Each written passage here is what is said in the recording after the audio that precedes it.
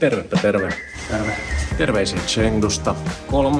päivä. Kello on nyt joku paikallista aikaa 6 aamulla. Menossa aamupalalle ja Suomen treenivuorolle. Jetlag vapaa. Päivät väsyttää enemmän. Vaikka ollaan mukavassa rytmissä.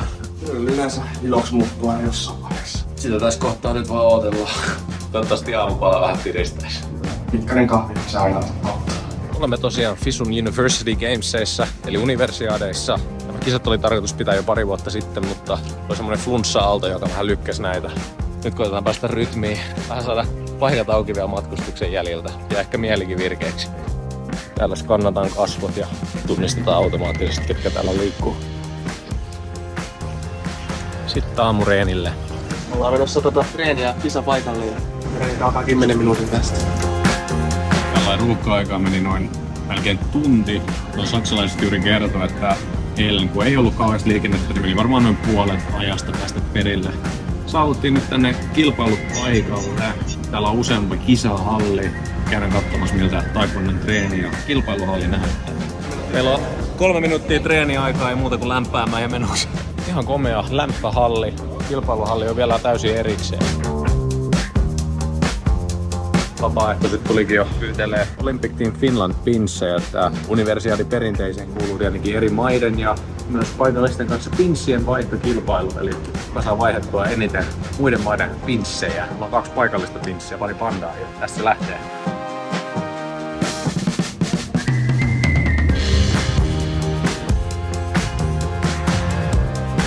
Ensimmäinen reeni tehty. Aukispympy.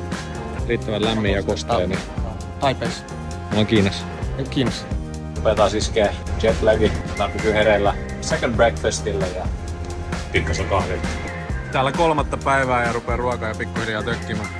Löytänyt lempiruokaa. Juhlapäivä, kun on lohta tarjolla. FISU Games.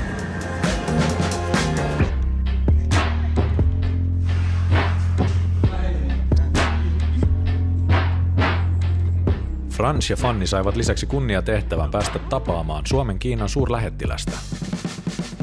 Lipun nosto ja ihan kuin oltais Suomessa tämmöisellä sadekelillä. Mitä? Mistä on 100? Kohta 100.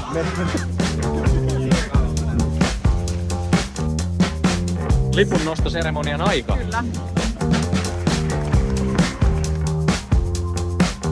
Aurinko on palannut keskuutemme 3 päivää satanut. Ja tarvitko aurinkorasvakaan läträtä ja nyt kun lähdettiin ulos, niin totta kai me unohdettiin laittaa se aurinkorasva. Muistakaa se 50. Ja siis meillä tää pitkä hänet. Suojaamassa ja hyvä lakki. Korvatkin vois kyllä sillä bucket hatilla suojata, mutta kerrantin painatin valitettavasti. Viimeiset valmistavat treenit ennen kilpailuja sujuvat myös mallikkaasti.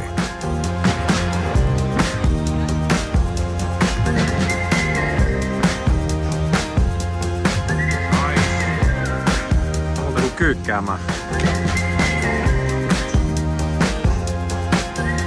Minityyli asuntomme.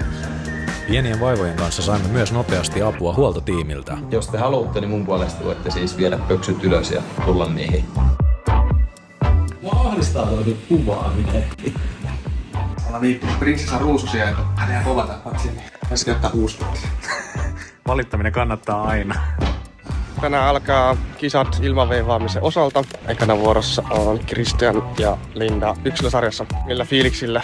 No vähän enemmän olisi voinut nukkua, mutta harvoin tulee nukuttua ihan hirvittävän hyvin ennen kisoja ylipäätään. Kiva päästä kisaamaan ja hyvällä asenteella. Hyvän kokoiset kisat luvassa naisten sarjassa 32 osallistujaa, miehissä 26 ja 21 paria. Fransilla ja Lindalla huomenna parisarja.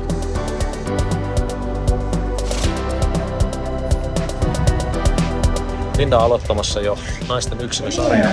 Naisten ja miesten sarjaa käydään samaan aikaan. Taitaa olla vihreät tatamit. En ole aikaisemmin nähnyt korotetuilla lavoilla kisataan. Pääsee ihan arvokisatunnelmaan.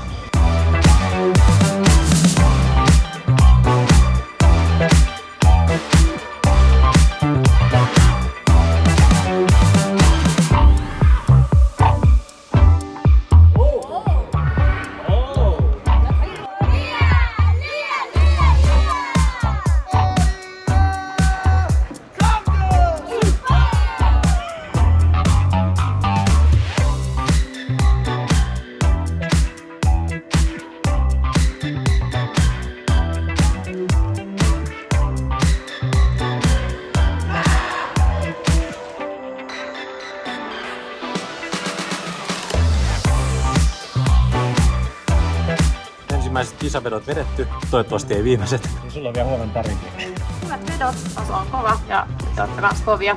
Toivotaan, että pääsette mahdollisuuteen jatkoon, niin näyttää, että mitä se sitä takapissiin. Okei. Pitää nyt itekin ottaa selvää, ja jos päästään jatkoon, niin et voidaan sitten näyttää. Linda jatkoon. Mutta en päässyt jatkoon. Vedot oli ihan ok, meni ihan hyvin. Tuli vähän semmosia pikkusia turhia virheitä, mutta sitten ne asiat, mitä on kuitenkin treenattu, niin ne on kehittynyt. Ja siihen saa olla sillä tyytyväinen, vaikka tässä kohtaa se ei ehkä kauheasti lohduta. Oli hienoa päästä noille isolle lavalle kisaamaan, mutta valitettavasti jäi vähän lyhkäiseksi. 2 minuutin suoritukset.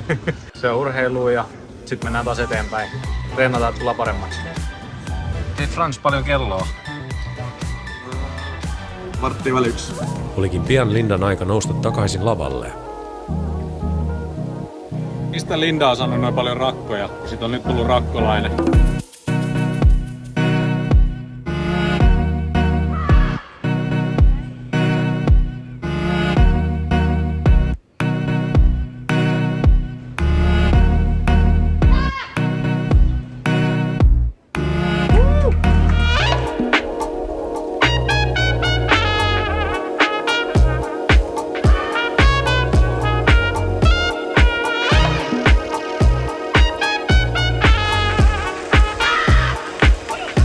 Linnan lopullinen sijoitus oli 14, ollen 3. paras eurooppalainen.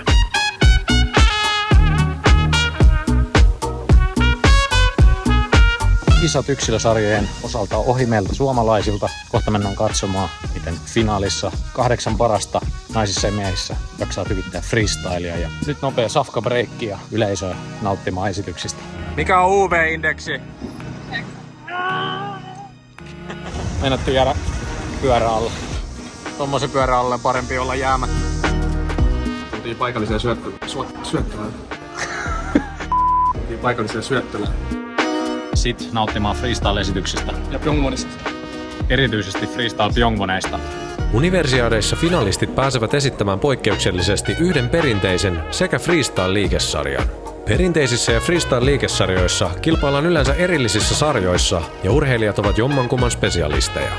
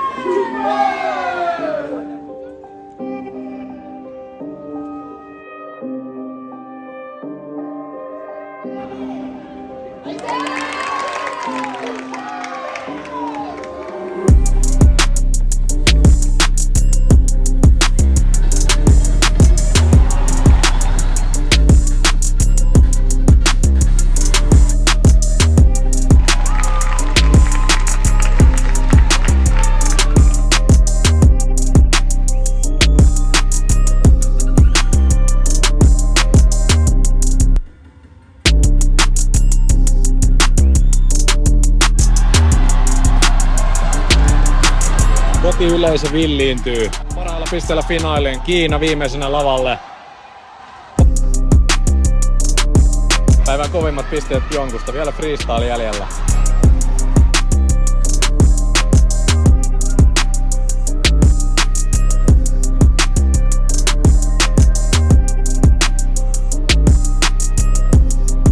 Pienet horjahdukset tekivät eron.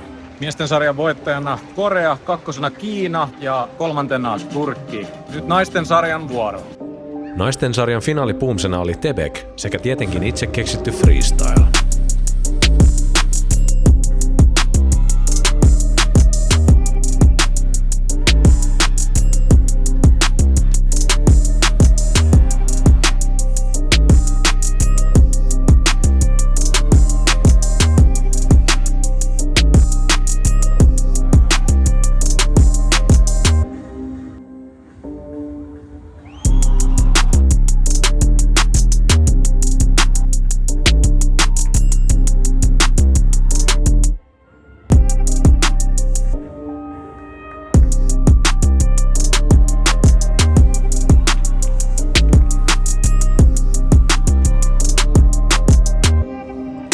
Korea vei voiton sekä naisista että miehistä. Aikamoiset kisat jälleen kerran. Ja mielenkiintoinen konsepti tää yhdistää Umse ja freestyle perinteiset yhteen. Että monelle urheilijalle varmasti ollut haaste.